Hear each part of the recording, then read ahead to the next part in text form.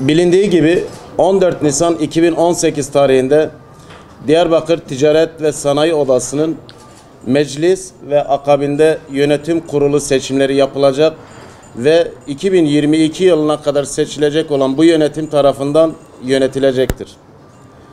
Diyarbakır'ın sanayi, ticaret ve ekonomi politikaları ve yatırımları seçilecek bu yönetim tarafından yürütülecektir. Özellikle belirtmek isteriz ki birçok grubun yarıştığı bu seçimlerin Diyarbakır'ın kadim kültürüne uygun yürütüleceğine olan inancımız tamdır. Bu nedenle seçime katılan diğer tüm grupları tebrik eder ve başarılar dileriz.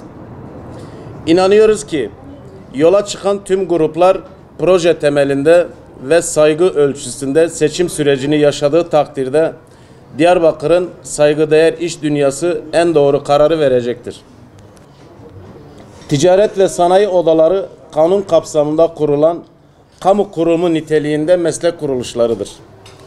Yani yönetimine talip olduğumuz kurumun bir kamu yönü vardır. Yine biliyoruz ki kurum, yani Diyarbakır Ticaret ve Sanayi Odası'nın geçmişten gelen temayülleri ve kurumsal bir hafızası vardır. Aynı zamanda bir sivil toplum yanı ile beraber sanayici ve tüccarların da üst çatı kuruluşudur.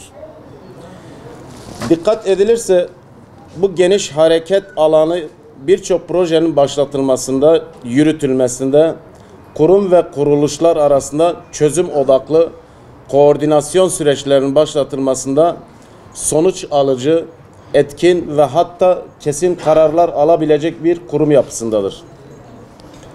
Bu çerçevede bu seçimi çok önemsiyoruz.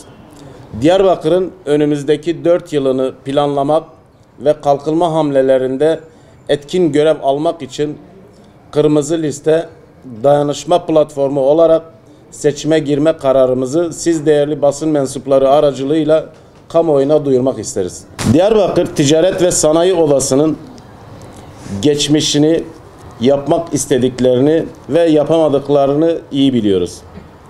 Diyarbakır'ın yereldeki sorunlarını, ulusal düzeydeki sorunlarını, sanayisinin Türkiye içindeki durumunu da iyi biliyoruz.